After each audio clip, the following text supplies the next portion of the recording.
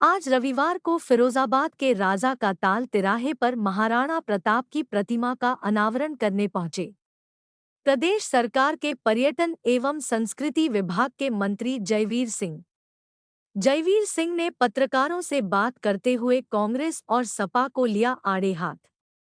वहीं इस मौके पर रही अपार भीड़ ने जताई खुशी। हर ओर मोदी योगी जिंदाबाद और जय श्री राम की रही गूंज।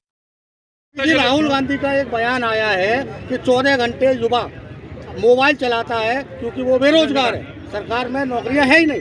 मेरे पास नहीं। तो मैं कहते हैं राहुल जी इस समय कंफ्यूज नेता हैं और पूरी तरह बेबुनियाद बातें करने का काम करते हैं। हम देश को 21वीं सदी की ओर ले जा रहे हैं। वो देश को कभी पीटीए में घुस जाते हैं या जात धर्म और पंथ की बात करते हैं। हम लोग युवा, महिला, किसान, गरीब को गरीबी से हटा करके देश को बहुत तेज गति से आगे ले जाने का काम कर रहे हैं, संपन्नता की ओर ले जा रहे हैं। और जब हम विकसित भारत की बात करते हैं तो विकसित भारत का मतलब जिस देश में किसी भी परिवार में न आय कम हो, जहाँ रोजगार के अवसर भी हो, जहाँ आमदनी के अवसर भी हो, जहाँ पूरी तरह संपन्नता और खुशहाली दिखाई पड़े, तभी संपन्नता के साथ हम लोग अपना सपना एक विकसित भारत का पूरा करेंगे। उसमें सारे शामिल है, लेकिन इस तरह की बातें करके कंफ्यूज करके अपने देश की बेइज्जती करना, अपने देश को कम आंकना, अपने देश के बारे में परफेक्शन खराब करना, ये पहले भी राहुल जी विदेश की धरती पर कर चुके हैं। जो मैं समझता हूँ देश के लोग, देश के बाद कभी बर्दाश्त करने वाले। अखिलेश यादव ने यह भी कहा है अपने बयान में कि जो पेपर लीक हुए हैं वो सरकार की कहीं कुछ कार्यशैलियाँ रही, क्योंकि सरकार नौकरी देना ही नहीं चाहती थी। देखिए अखिलेश जी अपना जरा अपने कार्यकाल को 12 कार्यकाल को पलट करके देखेंगे। एक जाति विशेष को, एक क्षेत्र विशेष, एक खानदान विशेष को नौकरियां रेवड़ियों की तरह बनी है। की सरकार में जो भी नियुक्तियां हुई हैं पारदर्शिता के साथ, गुणवत्ता के साथ, ईमानदारी के साथ, बिना किसी जाति, बिना किसी राजनीतिक, बिना किसी क्षेत्रीय भेदभाव के जो पात्र हैं, जो योग्य हैं, उसी को नौकरी देने का काम किया। अगर पेपर लीक का मामला आया तत्काल उसको परीक्षा को रद्द करने का निर्णय बिना किसी विलंब के आदमी ने किया है। ये साफ है कि हम वो नहीं होने देंगे कि नकल किया 90% वाले, एक बिरादरी, एक घर, एक खानदान, एक लिस्ट आती थी। ये नहीं चलने वाला है। जो योग्य होगा, क्षमतावान होगा, नौकरियां भी देंगे और हर तरीके से उसको सहयोग करने के लिए सरकार तत्पर है। लोकसभा चुनाव निश्चित रूप से किसान है, लेकिन ज़्यादातर वही लोग शामिल हैं जो कहीं न कहीं पॉलिटिकली जुड़े हुए हैं। उनका भी हम सम्मान करते हैं। तमाम प्रस्ताव देखते हुए सरकार ने एक हल निकालने के लिए, समाधान निकालने के लिए प्रयास किया है। हम किसानों के सुख दुख में साथ खड़े हैं। अभी बीते दिन अखिलेश यादव का एक बयान आया बीते दिनों कि किसानों का पैसा भाजपा सरकार ने उद्योगपतियों को दे दिया, लोन के रूप में, कर्ज के रूप में, और किसानों की कोई सुनवाई नहीं हो रही है जो कर रहे हैं। इसके बारे में किसान के हितों की जितनी योजना है, चाहे वो ऋण से माफी का हो, जब 17 में सरकार बनी योगी जी की सरकार ने किया। हमारी बिजली के बिल माफ करने का काम हमारी सरकार ने किया। किसानों के सम्मान के लिए उनको पेंशन देने का काम हमारी सरकार ने किया। आय दुगनी करने के लिए सारी व्यवस्था हमारी सरकार कर रही है।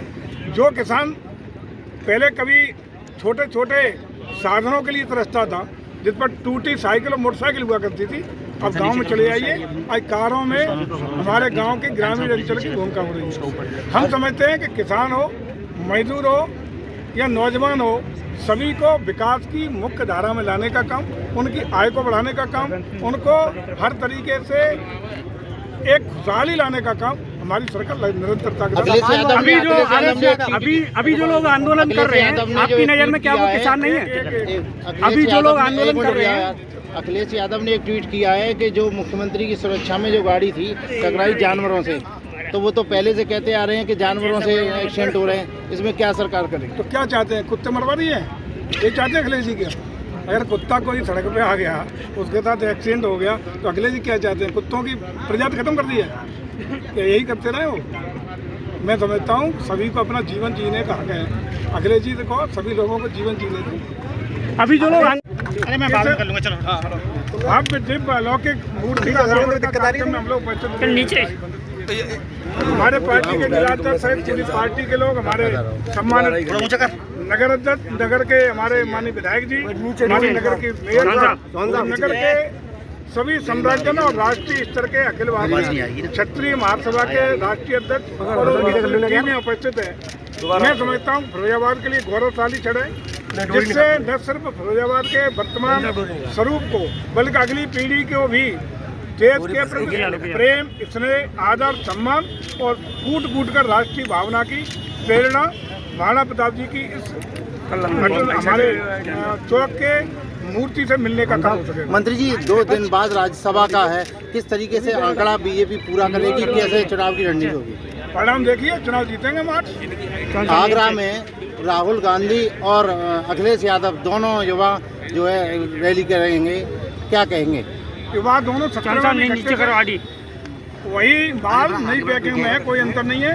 अब आज की तारीख में देश में आदरणीय मोदी जी के नेतृत्व में निर्णय लिया है पूरी जनता ने, एक जन भावना है देश को शिखर पर पहुंचाने के लिए, विकसित भारत बनाने के लिए, पूरे दुनिया में एक बड़ी शक्ति के रूप में ताकतवर बनाने के लिए, विश्व गुरु बनाने के लिए तीसरी बार मोदी जी को प्रचंड बहुमत के साथ सरकार बनाने का जनता ने मन बना लिया है। हम 370 अकेले कमर खिलाएंगे और मैं एनडीए के 400 पार इस बार करने का काम करेंगे। जो आंकड़ा आ रहा है वो आंकड़ा भाजपा पे कम है, क्या सेधमारी होगी सपा में इतना राज्यसभा चुनाव में? हाँ, अरे राज्यसभा चुनाव परिणाम आएगा, परिणाम हमें पश्चिम होगा, खत्म बात। माननीय मंत्री जी, युवाओं को किस तरह से जोड़ेंगे आप महाराणा प्रताप की योजनाओं से?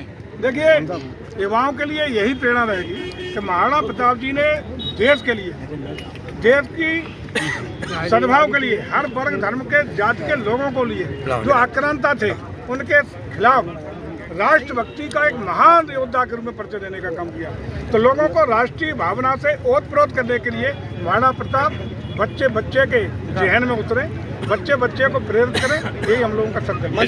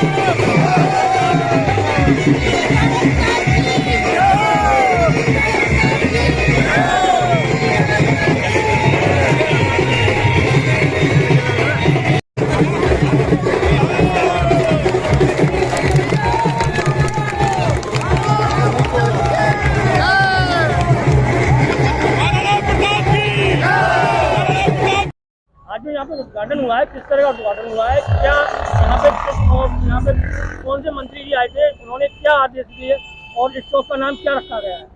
देखिए, पहले तो जय श्री राम।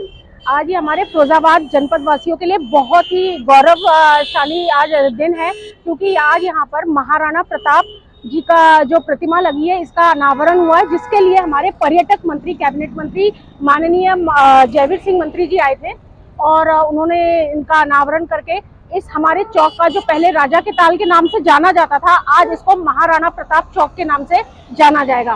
तो यही सब घोषणा माननीय पर्यटक मंत्री माननीय जयवीर सिंह मंत्री जी ने किया है। बाईपास का जो उद्घाटन हुआ है, मंत्री जी आए हुए हैं, किस तरह का उद्घाटन है, क्या कहना है? जय श्री राम। मेरा कहना यही है कि ये महाराणा प्रताप जी का मूर्ति का अनावरण हुआ है और हमारे पर्यटन मंत्री माननीय जयवीर सिंह जी ने यही बोला है कि हम बहुत सी जगहों पे ऐसे मूर्तियों का अनावरण करेंगे।